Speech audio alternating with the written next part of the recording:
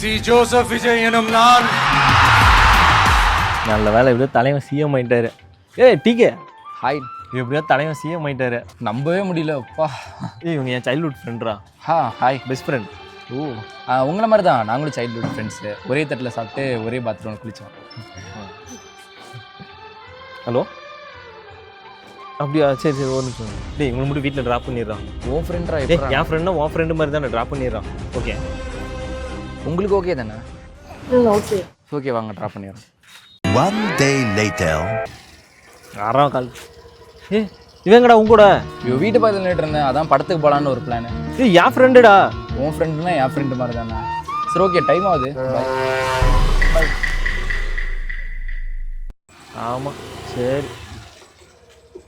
இப்போ எங்கடா போகிறீங்க? உனக்கு எத்தனை வாட்டரா ஃபோன் பண்ணுறது? ஃபோனு கையில் தான்டா இருக்கு. சரி பண்ணல, கொஞ்சம் தலைவலி எமர்ஜென்சியாக கொஞ்சம் போயிட்டு இருக்கோம். அவன் என் ஃப்ரெண்டுடா. உன் ஃப்ரெண்டாக இருந்தா நீ என் பெஸ்ட் ஃப்ரெண்ட்ரா. சரி ஆச்சு 5 வருஷத்துக்குள்ள மாறுது. மனுஷன் முடி செகண்டுக்கு ஒருக்கா மாறதுல என்ன பெரிய அதிசயம்? இதெல்லாம் செகண்ட் தான்.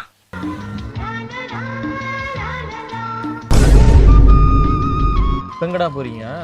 அதான் லடாக் ட்ரிப் போகணுன்னு சொன்னான், அதான் போயிட்டு வரலான்னு. அவன் என் ஃப்ரெண்டுடா. உன் ஃப்ரெண்டாக இருந்தா என் லவ்வர்ரா. சரி பாய். நான் இங்கே கூட ஜோடியாக சுற்றுது. நீ ஒரு காம கொடூரன். பக்கத்தில் ஹாஸ்பிட்டல் கொஞ்சம் பொறுமையாக பார்த்தேன்.